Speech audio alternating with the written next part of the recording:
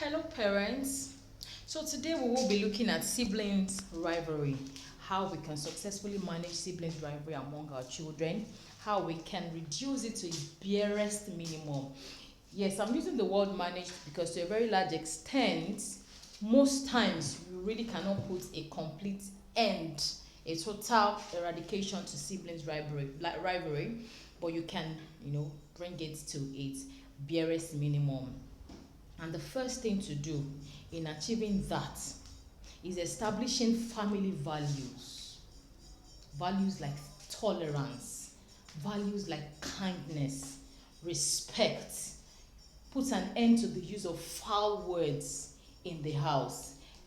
Encourage them to express their emotions. Encourage them to talk about anger, talk about hurt. Whenever they feel one of their siblings has not treated them fairly, encourage them to talk about it. Encourage them to sit together and talk about these things.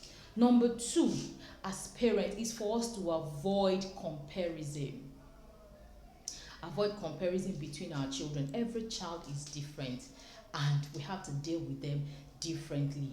Let us not begin to set one child as a standard for the other children to follow. Let us not set a particular child's success as a standard for all the other children to follow. That way we are putting all the other children in the shadow of the supposedly successful children, and success is relative because children have different assignments, they have different passions, they have different paths to follow in life. So we really cannot make one child the star child in the house. We will have to give all our children equal and fair treatment. Number three, we should encourage cooperation in the family. Yes, children should have individual tasks. They should also have joint tasks. And to a very large extent, in doing their joint task, it shouldn't be about who does it best. The ultimate goal should be for them to achieve success together.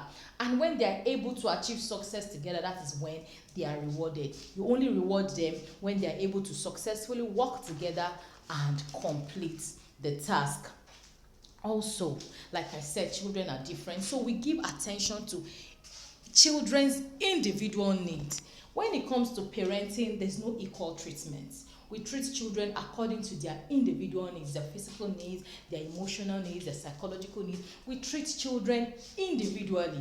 If you have two children, you are going to be a parent 100% to A, you are going to be a parent 100% to B. You are not joining the two of them together and you are parenting them 100%. You are giving them 100% of their needs individually. So if we must successfully put an end to siblings rivalry, we will have to treat each child according to their individual need. And then finally, celebrate each child's individuality. Celebrate their strengths.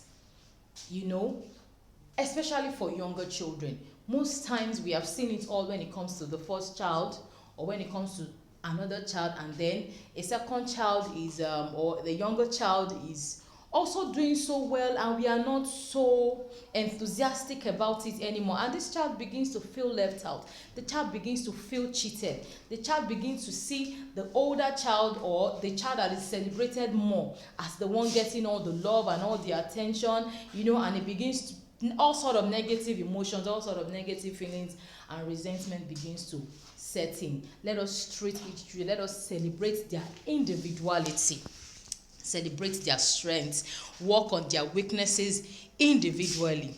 I believe these few points will be helpful. Parenting is a journey. No man can claim 100% knowledge in parenting, but it's a journey where we have to continue to learn and continue to strive to be better at it at all times. Thank you so much for your time.